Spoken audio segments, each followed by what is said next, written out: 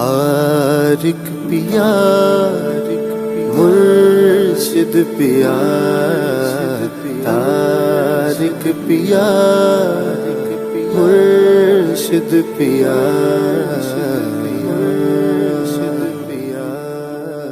बिस्मिल्लाहिर्रहमानिर्रहीम। अस्सलामु अलैकुम वरहमतुल्लाह। मैं नए आने वाले मेहमान, नए आने वाले मेंबरान को अपने यूट्यूब चैनल पर खुशामदीद कहता हूँ। और अब हम बढ़ते हैं प्रैक्टिस ऑफ मेडिटेशन के पार्ट 5 की तरफ। जिस तरह मैंने आपको पार्ट 4 में रूहानी मश्क के ज़रिए बीमारियों का इलाज करने का तरीक़ेकार समझाया था, उनको तरीक़ेकार बताया था, पार्ट 5 में हम जिक्र करेंगे कि हम मरीज़ का किस तरीके से इलाज कर सकते हैं। वो मरीज़ जो जादू के ज़ेर असर हो, वो मरीज़ जो शयातीन के ज़ेर असर हो, कि उसके ऊपर कुछ शयातीन जिन्नात हो, कोई आसेब हो, कोई देवी देवता हो, या कुछ खबीस गंदी चीज़ें हों, अरवाह हों, तो हम उसका ज़िक्र करेंगे कि हम उनका इलाज कैसे करेंगे अपनी रूहानी मश्क के ज़रिए। अब 5वें पार्ट में हम इसी चीज़ का ज़िक्र तफ़सीली करेंगे। अच्छा, ये प्रैक्टिस वो लोग करेंगे कि जो मेरे साथ जिनको चलते हुए तकरीबन 1 महीना हो चुका है, और जो नए आने वाले मोअज़्ज़िज़ मेंबरान हैं उनको चाहिए कि वो मेरी पिछली निशिज़ जो हो चुकी हैं वो देखें, और अपने जो अगर सीखना चाहते हैं रूहानी मश्क तो अपना आगाज़ वहाँ से करें। जब वो इस स्टेज पे पहुँचेंगे तो फिर हम उनको इस पे भी प्रैक्टिस करवाएंगे इंशाअल्लाह ताला। तो हम अपने प्रोग्राम का आगाज़ करते हैं। हम जादू का इलाज इस रूहानी मश्क के ज़रिए कैसे करेंगे, तो मैं आपको समझाता हूँ कि अब मिसाल के तौर पर कि कोई शख्स आया और वो आपसे ये कहता है कि मेरे साथ ये प्रॉब्लम्स होती हैं, तो आपने कैसे उसको देखना है, तशख़ीस कैसे करनी है। सबसे पहले जिस तरीके का मैंने आपको समझाया था कि जब आप रूहानी मश्क की इब्तिदा में थे, मैंने आपसे ये बात कही थी कि आप बावज़ू हों, बावज़ू होने के बाद आपने दुरूद इब्राहिमी पढ़ना है, या कोई और दुरूद शरीफ पढ़ लें जो आपको याद हो। आपने दुरूद शरीफ पढ़ कर फिर आपने इस रूहानी मश्क में दाखिल होना है।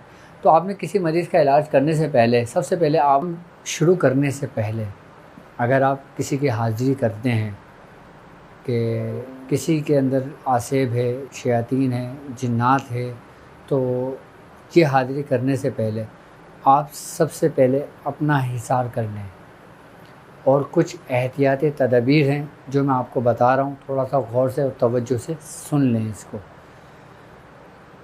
सबसे पहले आपने वज़ू करना है।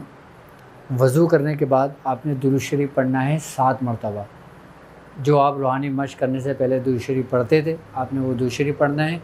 दुरूद शरीफ पढ़ने के बाद आपने अपने हाथों पे दम करके अपने चेहरे पूरे जिस्म पर फेर लेना है। ये आपका ज़ाहिरी तरीक़ेकार है। आई बात समझ में? अच्छा, जो लोग ये काम करना चाहते हैं, जो लोग हाज़िरियाँ करना चाहते हैं, जो लोग इसकी डीप में जाना चाहते हैं और इसमें मज़ीद तवज्जो के साथ इस चीज़ को सीखना चाहते हैं और इन चीज़ों को बाकायदा देखना चाहते हैं, तो वो लोग एहतियात करना है बहुत ज़रूरी है उन लोगों के लिए। क्यों? क्योंकि वो चीज़ें इनको कोई नुकसान ना पहुँचाए जो आमिल ये काम कर रहा है, यानी कि जो शख्स ये काम कर रहा है। हमने सबसे पहले अपने आप को सिक्योर करना है, अपने आप को सेफ़ करना है, उसके बाद ये काम करना है। इसकी मिसाल बिल्कुल ऐसे ही है जैसे आप कहीं जिहाद पे जाते हो, कहीं जंग के लिए जाते हो, तो ज़ाहिर सी बात है आप जंग का सामान लेके जाते हो, यानी कि जो उस वक़्त ज़रूरत की चीज़ें होती हैं। इसी तरीके से जब आप किसी पेशेंट के पास जाते हो तो आप भी ऐसे खालियात नहीं चले जाओगे, आपको भी उन सामानों की ज़रूरत पड़ेगी। तो वो सामान क्या है, अब थोड़ा सा तवज्जो से सुनिए आप। जो लोग ये काम करना चाहते हैं वो लोग कुछ परहेज़ करना है, उन्होंने एहतियात करनी है। अच्छा, जो लोग हाज़िरी करना चाहते हैं, हाज़िरी करेंगे, वो इस तवज्जो के दौरान अपने जिस्म को आदत डालना शुरू करें परहेज़ की। आपने गोश्त यानी कि बड़े का गोश्त, छोटे का गोश्त यानी कि गाय का गोश्त, बकरे का गोश्त, ऊँट का गोश्त, मुर्गी का गोश्त, आपने कुछ नहीं खाना। आपने कच्ची प्याज नहीं खाना, आपने लहसुन नहीं खाना कच्चा, आपने वो चीज़ नहीं खाना जो परहेज़ जलाली और परहेज़ जमाली में आता है। अब आप वो लोग कि जिन लोगों ने अपने आप को मेरे सुपर्द किया है, यानी कि जो लोग इस काम के लिए मखसूस हो गए हैं, वो लोग अब परहेज़ करना शुरू करेंगे। ये मैं आपको हिदायत कर रहा हूँ ये काम शुरू करने से पहले। अच्छा, ये काम ये नहीं कि आपने मेरी वीडियो देखी और दूसरे दिन आपने करने बैठ गए हाज़िरियाँ, ऐसे नहीं करना। इसमें बहुत शदीद नुकसान होने का अंदेशा है, ऐसा हरगिज़ नहीं करना। आपने पहले परहेज़ करना है। जब आपको परहेज़ करते हुए 10 दिन हो जाएं, उसके बाद आपने फिर ये हाज़िरी का अमल शुरू करेंगे आप, क्योंकि इसमें आपकी सेफ्टी होना बहुत ज़रूरी है। परहेज़ क्या करेंगे आप? तरके जलाली और जमाली। अब परहेज़ तरके जलाली और परहेज़ जमाली क्या है, हम उस पर थोड़ा सा बात कर लेते हैं। तरके जलाली जो है वो किसी भी जानवर का गोश्त होता है, यानी कि आपने किसी भी जानवर का गोश्त नहीं खाना है, यानी कि आपने अंडा नहीं खाना, गोश्त नहीं खाना और कच्ची प्याज नहीं खाना, ठीक है। और जब आप तरके जमाली करेंगे तो यानी कि आपने दूध नहीं पीना, दही नहीं खाना, यानी कि दूध से बनी हुई तमाम अशिया जो दूध से बनाई जाती है आपने वो तर्क करना पड़ेगा। अब जाहिर सी बात है, जब आप एक ऐसी दुनिया के अंदर दाखिल होना चाहते हो क्या जो माफूकुल फितरत है, यानी कि हमारी अकल से मावरा है, बालातर है, और एक ऐसी दुनिया जो अजायबात की दुनिया है, एक ऐसी दुनिया जो हमारी नज़रों से ओछल है, जब आप उस दुनिया में दाखिल होना चाहते हो तो उसके लिए आपको कुछ तो खोना पड़ेगा ना, कुछ तो रियाजत करनी पड़ेगी ना आपको। तो अब आपने तरके जलाली और जमाली करना है। अब तरके जमाली और जलाली अगर आप लोगों की समझ में नहीं आता तो मैं डिस्क्रिप्शन में बाकायदा तफसीली में उसको लिख दूंगा उसके बारे में कि तरके जलाली और जमाली क्या है, और हमारे टेलीग्राम पे ग्रुप भी है, आप उस ग्रुप में भी पूछ सकते हैं हमसे। आपने परहेज़ करना है। अच्छा, परहेज़ करने से फ़ायदा आपको ये होगा कि आपका जिस्म जो ना एक्टिव होगा, आपकी रूह एक्टिव होगी। अच्छा, आपने खाना क्या है? आपने खाना सिर्फ दाल और सब्ज़ी है, यानी कि आपने वेजिटेरियन हो जाना है, गोश्त नहीं खाना, और गोश्त खाओगे तो अपनी ज़िम्मेदारी पे खाओगे। अगर आपने, जो लोग इस दुनिया में दाखिल होना चाहते हैं उन लोगों को ये परहेज़ लाजमी करना पड़ेगा, क्योंकि मैं उनको बिल्कुल अंदर तक लेकर जाऊंगा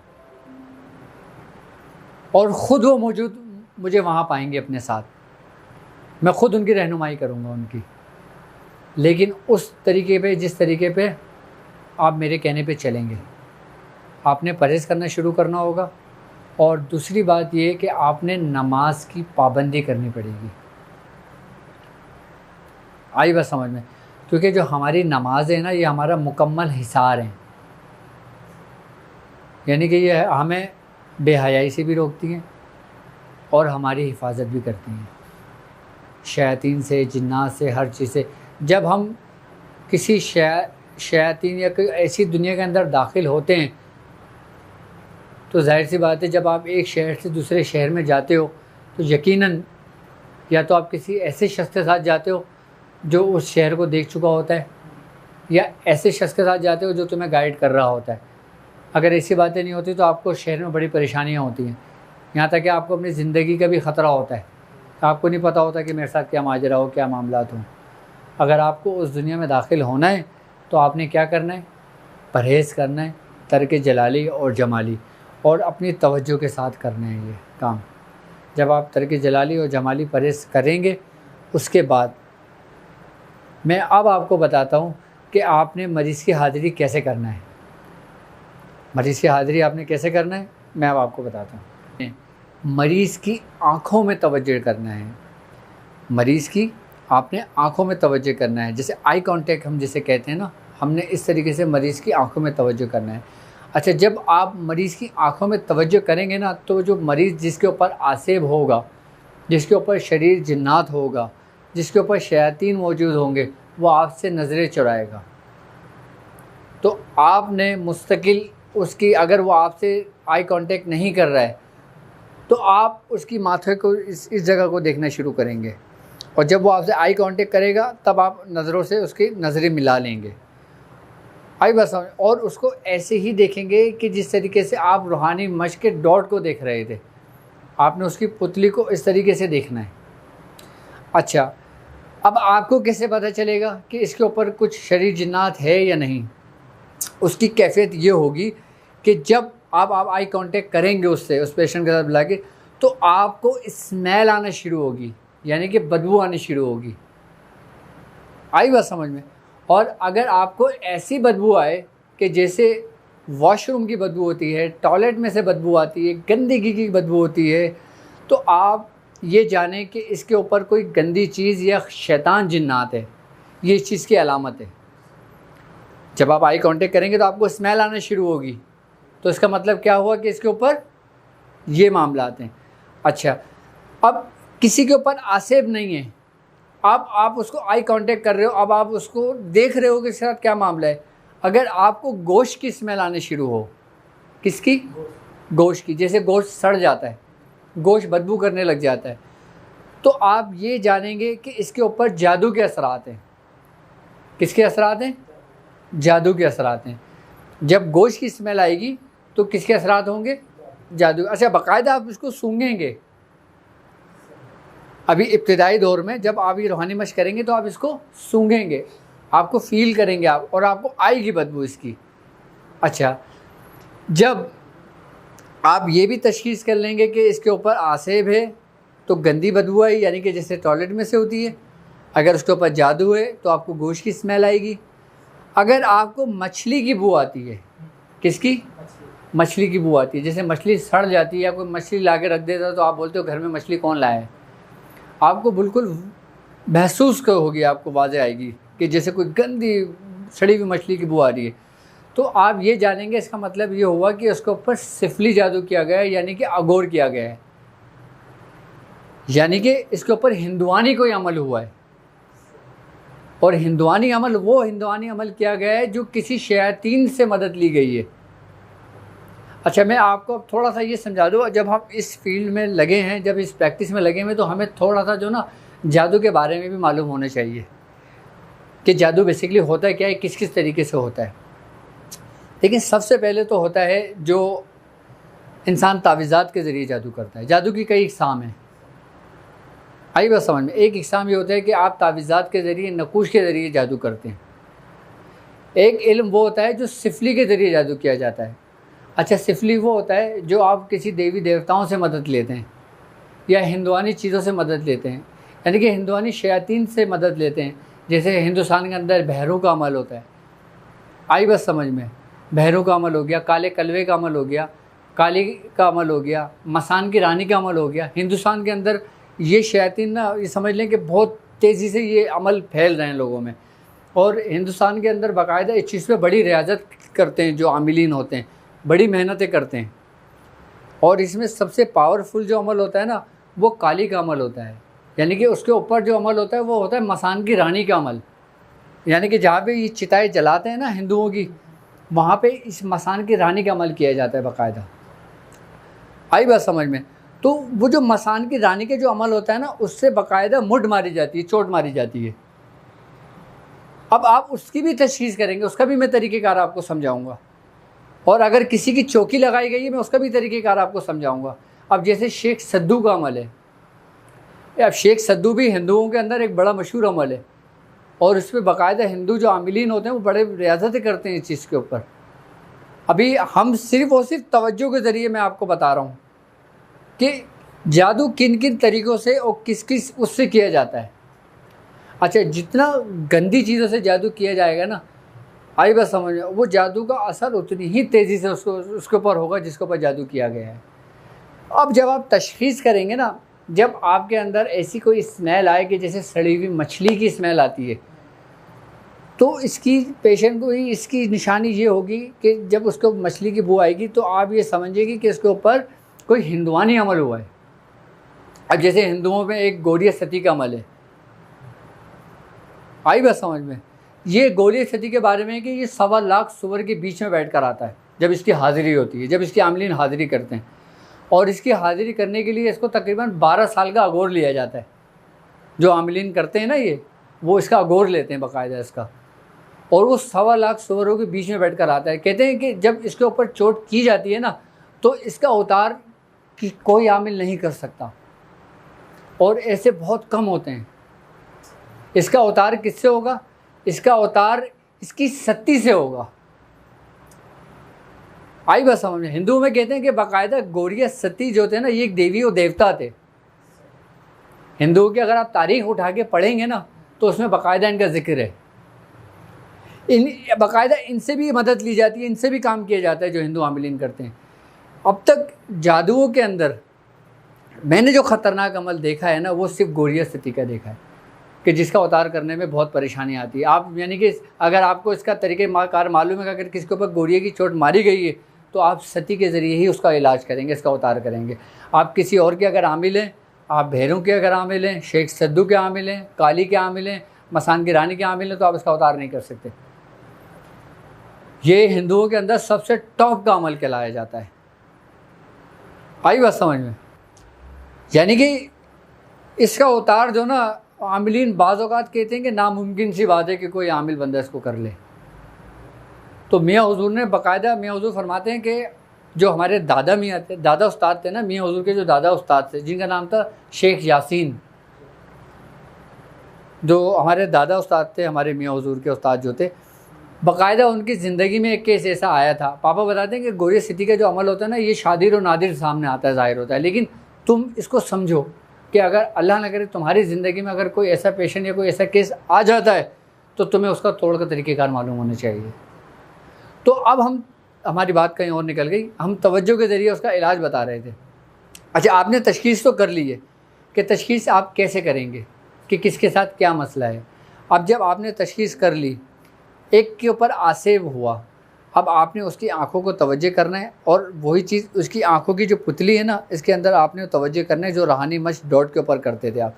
जब आप करेंगे ना, तो वो अपनी जो उसकी आम हरकतें होंगी ना, तो वो बदलने लगेंगी, उसकी कैफियत बदलने लगेगी। जब उसकी कैफियत बदलेगी, आपने उसका हाथ पकड़ लेना है। क्या? आपने उसका सीधा हाथ पकड़ लेना है। जब आप उसका सीधा हाथ पकड़ेंगे, तब वो आपसे बात करना शुरू करेगा। अच्छा, बाद लोग छोटी उंगली पकड़ते हैं, जो सबसे छोटी उंगली होती है, बाद लोग अंगूठा पकड़ते हैं, बाद लोग हाथ पकड़ लेते हैं। तो सबसे बेहतर तरीका ये कि अगर कोई मर्द हजरात है, मर्द है, कोई लड़का है, तो आप उसका हाथ पकड़ लें। अगर किसी औरत के ऊपर है, या किसी लड़की के ऊपर है, या किसी बच्ची के ऊपर है, तो आपने ये करना है कि रुमाल अपने हाथ में रखना है, और आपने रुमाल हाथ में रखे, रुमाल उस औरत के हाथ पे रखे, आपने रुमाल को पकड़ना है। आई बात समझ में? आपने इस तरीके से उसका हाथ पकड़ना है। पकड़ने के बाद अब आपकी गुफ्तगू का आगाज़ होगा। अब आप गुफ्तगू करेंगे उससे। अच्छा, आप उससे आई कांटेक्ट लाजमी करते रहेंगे। जब आपकी पलक झपकेगी, तब आप आंखें बंद कर लेंगे। अच्छा, उस वक्त जब अब आंखें बंद करने की जब आपका वो होगा ना कैफियत के, अब आपने आंख बंद करना है, अब आपकी पलक नहीं ज़्यादा बर्दाश्त कर सकते, तो आपने नाक के ज़रिए सांस खींचना है, ऐसे करके सांस खींचना है, और अंदर सांस रोकना है। जब अंदर सांस रोकेंगे ना, जब ये हाजिरी के दौरान की आपको बता रहा हूँ मैं तरीका, जब आप नाक के ज़रिए सांस खींचेंगे, तो आप ऐसे रोक लेंगे, और फिर मुंह के ज़रिए सांस निकाल के आंखें बंद कर लेंगे। फिर आप थोड़ी देर के लिए आंखें बंद करेंगे। जब आंख बंद करेंगे ना, तो वो आसेब जो उसके अंदर मौजूद होगा, फिर वो आपकी आंखों में आप पे ज़ाहिर होना शुरू हो जाएगा। यानी कि फिर आप आंखें बंद होंगी, आपकी वो चीज़ आपके सामने खड़ी होगी, फिर आप उससे बात करेंगे। अच्छा, जब आप उससे बात करोगे, आपकी आंखें बंद होंगी, फिर आप आंखें नहीं खोलेंगे, फिर आप आंखें नहीं खोलेंगे, फिर आप उससे बात करेंगे। आप जो उससे बात कर रहे होंगे, वो आपको जवाब मिल रहा होगा, और जितने भी लोग बैठे होंगे, सब उसके जवाब को सुन रहे होंगे, आप देख रहे होंगे। अच्छा, अब आप ये चाहते हैं कि जो मैं देख रहा हूँ ना, वो थोड़े से ना ये लोग भी देखें जो यहाँ मौजूद हैं, तो इसके लिए आपको बड़ी प्रैक्टिस करनी पड़ेगी। फिर जब आपको एक वक्त हो जाएगा प्रैक्टिस में, आपको एक वर्षा गुजर जाएगा, फिर आप ये भी कर सकेंगे। तो ये मैंने आपको वो इलाज बताया है, कौन सा, हाजिरी करने का तरीका। अब मैं समझता हूँ समझ में आ गया होगा। अच्छा, अब जब आपने बात कर ली है, आपने तरीक़ेकार कर लिया है, अब उससे उसका नाम पूछेंगे आप, वो आपको नाम बताएगा। आप उसके बाप का नाम पूछेंगे, वो आपके बाप का नाम बताएगा। अच्छा, अगर जिन्नात है तो वो अपने कबाइल का नाम बताएगा कि किस कबीले से उसका ताल्लुक़ है। आई बस, वो कबीलों के साथ फिर वो अपने सल्तनत का नाम बताएगा। ये जहन में रखें कि अल्लाह रब्बुल इज़्ज़त ने जो जिन्नात है ना, उनको 7 सल्तनतों में तकसीम किया है। वो 7 सल्तनतें वो क्या हैं, आप थोड़ा सा समझ लें इस बात को, ताकि आपके उनसे बात करने में आसानी हो और आपको समझने में भी आसानी हो। अगर आप लिख सकते हैं तो उसको लिख लीजिएगा। ताकि आप जब बात कर रहे हो तो आपको उसकी नॉलेज होनी चाहिए कि आप क्या बात कर रहे हैं आप, ठीक है। जो 7 सल्तनत है ना वो हैं अबरसा, सबरसा, सारसा, सईसा, अखनूसा, खनसारसा बिन सासा, ये 7 सल्तनतें हैं। अच्छा, इस सल्तनत के अंदर 3 गैर मज़ाहिब हैं और 4 मुसलमान हैं, यानी कि इसमें ईसाई भी हैं, इसमें दूसरे मज़ाहिब की भी जिन्नात हैं और इसमें मुसलमान जिन्नात भी हैं, इसमें शयातीन जिन्नात भी हैं। और इसमें जो सबसे ख़तरनाक है ना वो है साईसा और अखनूसा। आई बात समझ में? जब आप इन सल्तनत का उनके सामने ज़िक्र करेंगे ना तो वो अपनी ताकत जो उनकी उरूज पर होगी ना उस वक़्त वो उनकी ताकत दम तोड़ देगी। आई बात समझ में? आप ये सारा काम किससे कर रहे हैं? अपनी तवज्जो से।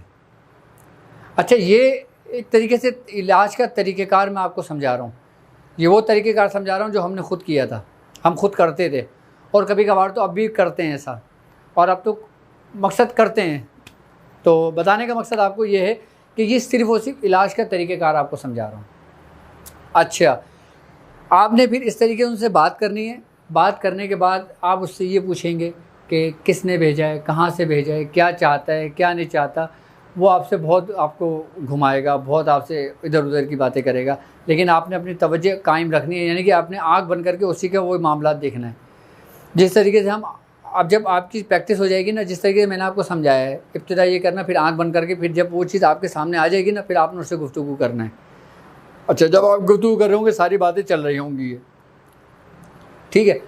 आखिर में आपने ये बात करनी है कि जब वो जाने पे एग्री हो जाए कि मैं जाता हूँ, मुझे छोड़ दो, मैं अब इसको तंग नहीं करूँगा, तो आपने हज़रत सुलेमान बिन दाऊद अलैहिस्सलाम की उसको कसम देनी है। आई वह समझ, फिर उसको वहाँ से रवाना कीजिएगा। अच्छा, अब कुछ शयातीन जिन्नात होते हैं जो इस बात पे एग्री नहीं होते, अब उसको जलाना पड़ता है। अब उसको हम कैसे जलाएंगे, मैं उसका तरीका इंशाअल्लाह ताला आपके पार्ट 6 में बयान करूँगा, ठीक है। अब ये वो तरीका हो गया जो मैंने आपको समझा दिया। अभी आपको मैंने बात करने का तरीका समझाया है, उसकी हाज़िरी का तरीका लेना समझाया है, और उसको जब बात हमारी कंप्लीट हो जाती है तो उसको भेजने का तरीका कार समझाया है कि हमने उसको किस तरीके से रिटर्न करेंगे। अब हम, क्योंकि हाज़िरी तो हो गई ना उसके जिस्म के अंदर, ये हमारा चैप्टर हो गया क्लोज़, ठीक है। ये हो गया आपका काम करने का तरीका, जो मैं समझता हूँ अब समझ में आ गया होगा आसानी के साथ। अब जो रूहानी मशक़ कर रहे हैं, अब वो अपने असल की जानिब आएँ कि जिस मकसद के लिए हमने ये काम शुरू किया है, जो हमारी मंजिल है, हम उस मंजिल की तरफ लौटते हैं। ये तो वो रास्ता है जो एक तरीके से हमारे लिए एक शुगल है, यानी कि ये हमारी मंजिल नहीं है, लेकिन ये हमें करना पड़ता है। इसलिए जब हम इस रास्ते पे चलते हैं तो 10 मरीज़ आते हैं, 10 परेशान लोग आते हैं, 10 मुसीबतज़द लोग आते हैं, तो उनकी मदद करना भी हम पर फ़र्ज़ है। तो ये सिर्फ़ उसे हम उसकी मदद करेंगे, और आप मुझसे ये चीज़ का अहद लेंगे, मुझसे वादा लेंगे, जिस तरीक़ेकार, जिस इखलास के साथ मैं आपको समझा रहा हूँ, तो आप फ़ी सबीलिल्लाह लोगों का इलाज करेंगे। उनसे पैसों की, किसी भी चीज़ की आप कोई डिमांड नहीं करेंगे। जब आप मेरे बताए हुए रास्ते पे चलेंगे, ये काम करेंगे, तो इंशाअल्लाह ताला इसमें आपके बेहतर रहनुमाई मिलेगी आपको। आई बात समझ में? अब हम अपनी असल मंजिल की तरफ लौटते हैं, जो रूहानी मशक़ का तरीक़ेकार मैंने समझाया था, जिस मकसद के लिए मैंने ये शुरू किया था ये काम। असल हमारा मकसद जो था ना वो सिर्फ ये था कि अपने अंदर की जो रूहानी क़ुव्वतें हैं ना, जिसको हम क़ुव्वत इरादी कहते हैं, उसको हासिल करना। आई बात समझ में? अब हम उसकी तरफ थोड़ा सा लौटते हैं, उसकी तरफ थोड़ी सी बात करते हैं हम। तो देखें, अब जो साइज़ हमारा चने के बराबर था, ठीक है, अब हमने उस साइज़ को थोड़ा सा और बढ़ा देना है, यानी कि आपने चने के साइज़ के अलावा इसको इतना बढ़ा देना है जितना आपको स्क्रीन पर नज़र आ रहा है। आप ये देखें। अच्छा, ये साइज़, अब ये वो साइज़ है कि जो 5 के सिक्के से छोटा और चने से थोड़ा बड़ा साइज़ है। अब आपने इस पर तवज्जो करनी है। मैंने आपसे एक बात और कही थी कि जो टाइम और जो तरीक़ेकार मैंने आपको समझाया था, जिस तरतीब से मैंने आपको बताया था, आप वो तरतीब उस तरीके के साथ करें। लेकिन इसके अलावा जब आप घर में हों, दफ्तर में हों, कहीं भी हों, तो आप किसी भी चीज़ को फोकस करके अपनी प्रैक्टिस को जारी रखें। और आपने आज से एक काम और करना है कि जब आप अपने बिस्तर पे लेटेंगे तो आप वज़ू करके लेटेंगे। जब आप वज़ू कर लेंगे और वज़ू करने के बाद आप दुरूद शरीफ पढ़ेंगे। जब अपने बिस्तर पे आप जाएंगे, आप आंखें बंद करने के लिए लेटेंगे, ठीक है, तो आपने बिस्तर पे ही, अपने कमरे में ही, अपने बेड पर ही किसी न किसी एक चीज़ को फोकस कर लें और फोकस करने के बाद आप आंख बंद कर लें। और फिर जब आप आंख बंद कर लेंगे, फिर आपने पैगाम देना है। किसको? अपने आप को, जो आप चाहते हैं। आप जो भी पैगाम देंगे, दिमाग उस चीज़ को एक्सेप्ट करेगा और वो पैगाम जो है ना, वो आपका लाशऊरी कैफियत में चला जाएगा। जब वो लाशऊरी कैफियत में चला जाएगा, जब आप सो जाएंगे, उसके बाद जब सुबह सोकर उठेंगे, तो वही चीज़ आपके ऊपर पॉजिटिव रेस की सूरत में आपके ऊपर आने शुरू हो जाएगी। अब मिसाल के तौर पे ऐसे आपने अपने आप को करना है कि जैसे मैं कामयाब शख्स हूँ और मैं ये जो मश्क कर रहा हूँ, मैं इसमें कामयाब हो जाऊँगा, मुझे अल्लाह का कुर्ब हासिल हो जाएगा, मेरे अंदर ये रूहानियत पैदा हो जाएगी और मैं माशाल्लाह बहुत अच्छा कर रहा हूँ और मेरे अंदर रूहानियत पैदा हो रही है, मेरे अंदर ऐसी कैफियत पैदा हो रही है। आपने ये बातें करनी है किससे? अपने आप से, सोने से पहले। और सारी बातें आपने पॉजिटिव करनी है जो आप चाहते हैं। अगर आप दुनियावी किसी मामलात की अगर नियत करते हैं ना, तो आपने उस मुतालिक भी बातें करनी है अपने आप से। आप 1-2 मिनट इस तरीके से गुफ्तगू करेंगे, उसके बाद दुआएं पढ़ेंगे जो सरकार दो आलम सल्लल्लाहु अलैहि वसल्लम ने हमें तालीम की हैं। वो दुआएं पढ़ने के बाद फिर आप सो जाएंगे। ये हमारा 5वां पार्ट यहाँ पे कंप्लीट हो गया। जिस तरह मैंने आपको इसका तरीक़ेकार बताया है इलाज करने का, और थोड़ा सा जादू के बारे में आपको बताया। जादू की इतनी बड़ी मैं तफसीली आपको नहीं बता सका क्योंकि ये प्रोग्राम अभी वो नहीं है, लेकिन अभी हम सिर्फ इलाज कर रहे हैं, तो मैंने आपको जादू के बारे में मुख्तसर बताया है और उसकी थोड़ी सी इकसाम बताई है। नहीं तो जादू के मुतालिक जब हम पूरा अपना प्रोग्राम करेंगे तो उसमें हम फिर तफसीली बताएंगे कि कौन कौन से जादू होते हैं और उन जादुओं को तोड़ क्या क्या होता है, वो किस किस तरीके से करते हैं। अभी तवज्जो के ज़रिए, तवज्जो ही की बात थी, अभी रूहानी मश्क ही की बात चल रही थी, तो मैंने रूहानी मश्क के ज़रिए आपको इसका इलाज बताया तरीक़ेकार। और ये तरीक़ेकार आप करें। और इसके साथ मैं आपको उन मरीज़ों का भी इलाज करने का तरीक़ेकार समझाऊँगा कि जो लोग बाहर हैं, जैसे एक शख्स लंदन में है, एक शख्स इंडिया में है, एक शख्स जर्मनी में है। अब वो आपसे रब्ता करता है, तो आप इसका रूहानी मश्क के ज़रिए किस तरीके से इलाज करेंगे, हम इंशाअल्लाह ताला उसका भी ज़िक्र अपने 6ठे पार्ट में करेंगे। और इसके अलावा अब इजाज़त दीजिए। अस्सलामु अलैकुम व रहमतुल्लाह।